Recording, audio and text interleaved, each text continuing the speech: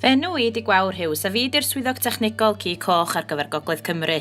Heddiw, da ni'n ymweld â fferm ffocws Rhug yn Corwen i edrych ar y prosiect bîff sydd gyda ni rhedeg yno ar hyn o bryd. Prif nod y prosiect ydy paratoi efenter bîff ar gyfer y dyfodol, gan ddefnyddio uned fel math o declyn mwyn gwneud penderfyniadau dibynadwy ar gyfer y busnes. Gan fod na gymaint o bwyslais ar gynhyrchwyr bîff i fod yn fwy effeithlon ac yn fwy proffidiol, mae angen edrych ar ardaloedd i wella.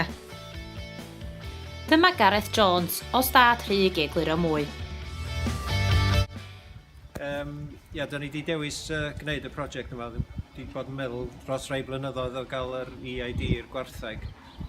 Fel bod gennym ni syniad go dda faint o bwysau maen nhw'n rhoi arnodd bob dydd.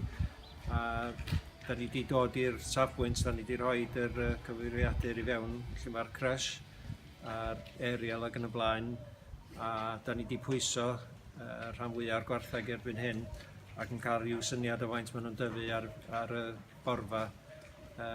Dim wedi bod yn hawdd iawn. O'r ha cyntaf da ni wedi bod yn gwneud y prosiect, felly di'r borfa wedi bod yn tyfu'n dda iawn drwy'r ha.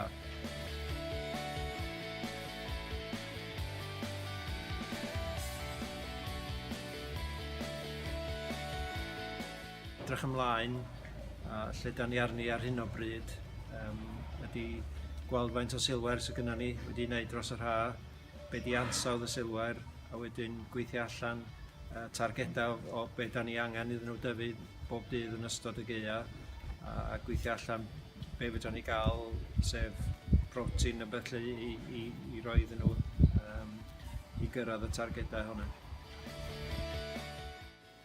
Am fwy o wybodaeth amdan y prosiect hwn neu phrosiectau eraill, cysylltwch efo fi, neu ewch draw i wefan cyswllt ffermio.